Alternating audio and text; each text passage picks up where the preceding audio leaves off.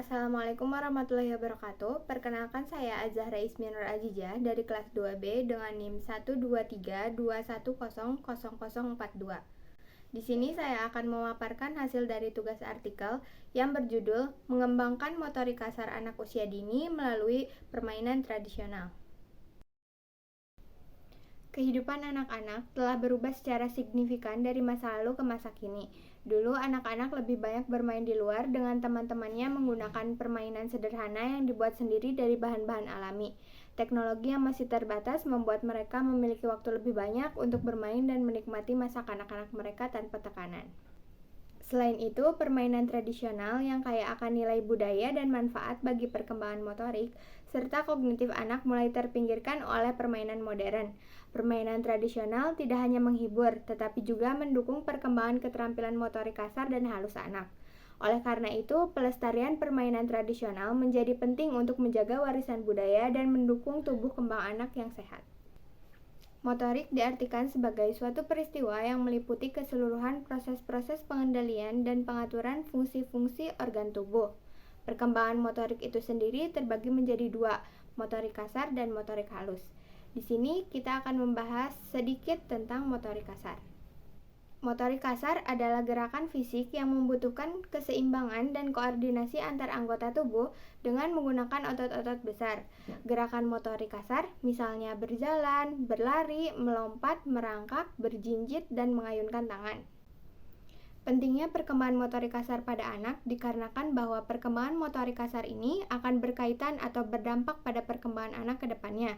Motorik kasar yang tidak sempurna akan berimplikasi pada tindakan sosial yang akan menjadikan anak menjadi kurang percaya diri yang pada akhirnya anak tersebut akan merasa minder dan rendah diri dengan teman-teman sebayanya. Bila hal ini terus berlanjut, maka akan terjadi ketidakstabilan emosional pada anak yang dikarenakan dari rasa rendah diri itu yang dialami oleh anak. Pentingnya perkembangan motorik kasar pada anak diantaranya untuk menjaga kesehatan fisik, perkembangan kognitif, perkembangan sosial dan emosional, dan pengembangan keterampilan motorik lainnya. Permainan tradisional. Permainan tradisional adalah permainan untuk anak-anak yang disebarkan secara lisan di kalangan anggota kelompok tertentu, mempunyai bentuk yang tradisional, diwariskan secara turun-temurun, dan mempunyai banyak variasi. Permainan tradisional memiliki nilai budaya yang mempunyai unsur menyenangkan yang membantu anak berkembang lebih baik nantinya. Permainan ini juga membantu anak-anak mengembangkan hubungan sosial dengan teman sebayanya, teman-teman yang lebih muda atau yang lebih tua. Kemudian mengajarkan anak untuk menghadapi konflik dan mencari solusi atas masalah yang dihadapinya. Berikut adalah penjelasan dari jenis-jenis permainan tradisional. Yang pertama ada permainan engklek. Permainan engklek ini tentunya sudah sangat populer bagi kalangan masyarakat dan memang sudah tersebar luas di daerah-daerah yang memiliki nama yang bervariasi. Permainan ini dimainkan di tanah, semen, dan aspal. Sebelum memulai permainan, harus menggambar terlebih dahulu di tempat yang akan dipakai bermain engklek. Permainan engklek bagi perkembangan motorik kasar adalah membantu melatih gerakan motorik kasar melalui gerakan melompat dengan satu kaki. Yang kedua ada permainan gobak sodor. Gobak sodor juga dikenal sebagai permainan galasin atau galah asin. Permainan gobak sodor dapat dimainkan di lapangan terbuka maupun di lapangan beton. Sebelum bermain, buatlah kelompok berjumlah 6-10 anak, kemudian membuat arena permainan. Permainan gobak sodor ini melatih motorik kasar anak karena memerlukan gerakan berlari. Yang ketiga ada lompat tali, merupakan permainan tradisional yang sangat digemari oleh anak-anak, biasanya oleh anak-anak perempuan. Permainan lompat tali ini dimainkan oleh 3-10 anak-anak secara bersamaan. Permainan ini bisa dilakukan di taman dan di halaman sekolah. Permainan lompat tali ini melatih motorik kasar anak. Hal ini sangat membantu dalam membangun otot yang kokoh, kuat, bertenaga, fisik yang sehat, serta mengembangkan kecerdasan kinestetik pada anak. Yang keempat ada kasti. Kasti merupakan permainan yang sangat populer di kalangan siswa sekolah dasar. Kasti sering dimainkan di kelas pendidikan jasmani di bawah bimbingan guru pendidikan jasmani. Permainan kasti ini membantu melatih keterampilan motorik kasar. Gerakan dasar permainan kasti adalah berlari dan memukul bola dengan tongkat, menangkap dan melempar. Gerakan-gerakan tersebut sangat membantu dalam melatih motorik kasar anak, memperkuat otot-otot tubuh, menjaga kesehatan tubuh, dan mengoptimalkan berbagai fungsi tubuh. Yang kelima ada bentik. Permainan ini identik dengan permainan anak laki-laki karena biasanya yang sering memainkannya adalah anak laki-laki. Nama permainan ini berasal dari bunyi keras yang dihasilkan ketika dua potong kayu yang berbeda ukurannya saling bertabrakan. Permainan bentik ini melatih motorik kasar dan halus anak, sehingga membuat anak lebih lincah dalam menangkap, memukul, dan melempar. Yang keenam ada bentengan. Permainan ini dimainkan secara berkelompok dan dibuat dua kelompok. Setiap kelompok biasanya terdiri dari 4 hingga 8 anak. Tidak diperlukan peralatan khusus bagi permainan bentengan ini. Permainan bentengan ini membantu melatih keterampilan motorik kasar pada anak karena diperlukan banyaknya lari cepat. Ada petak umpet. Permainan ini dimainkan secara berkelompok. Permainan ini biasanya dilakukan di lapangan karena memerlukan tempat yang luas untuk mencari anak-anak lain yang bersembunyi. Permainan petak umpet ini membantu melatih motorik kasar yang melibatkan berlari cepat.